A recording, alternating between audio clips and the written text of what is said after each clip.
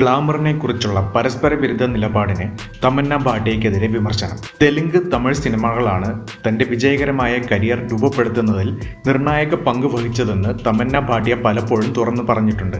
15-ാം വയസ്സിൽ ഹിന്ദി സിനിമയിലൂടെ അഭിനയ രംഗത്തെത്തിയെങ്കിലും 2005-ൽ പുറത്തിറങ്ങിയ തെലുങ്ക് ചിത്രം സ്ത്രീയാണ് താരപദവിയിലേക്ക് വഴിതെളിച്ചതും ദക്ഷിണേന്ത്യൻ സിനിമകളിലെ മുൻനിര നായികമാരിൽ ഒരാളായി അവരെ ഉയർത്തിയതും.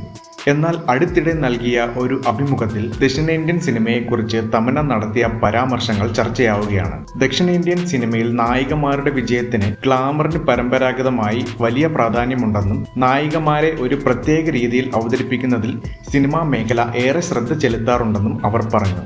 ദക്ഷിണേന്ത്യൻ സിനിമയിലെ ഗ്ലാമർ കേന്ദ്രീകൃത സമീപനത്തെ വിമർശിക്കുമ്പോൾ തന്നെ ബോളിവുഡിലെയും OTT പ്രൊജക്ടുകളിലെയും സ്വന്തം ഗ്ലാമർ സെൻഷ്യൽ പ്രകടനങ്ങളെ തമന്ന ന്യായീകരിക്കുന്നുവെന്നാണ് വിമർശനം. അടുത്ത വർഷങ്ങളിലായി ഏറ്റവും കൂടുതൽ ചർച്ച ചെയ്യപ്പെട്ട അവരുടെ പ്രകടനങ്ങളിൽ ലെസ്റ്റ് സ്റ്റോറീസ് 2 പ്രധാനമാണ്. ഈ ചിത്രത്തിലൂടെ മുമ്പുണ്ടായിരുന്ന നോ കിസിംഗ് പോളിസി അവർ മാറ്റിവെച്ചു. കൂടാതെ സ്ത്രീ 2-ലെ ആജ് കി റാത് എന്ന ഡാൻസ് നമ്പരും ഹിന്ദി പ്രേക്ഷകർക്കിടയിൽ അവരുടെ ജനപ്രീതി ഗണ്യമായി വർദ്ധിപ്പിച്ചു.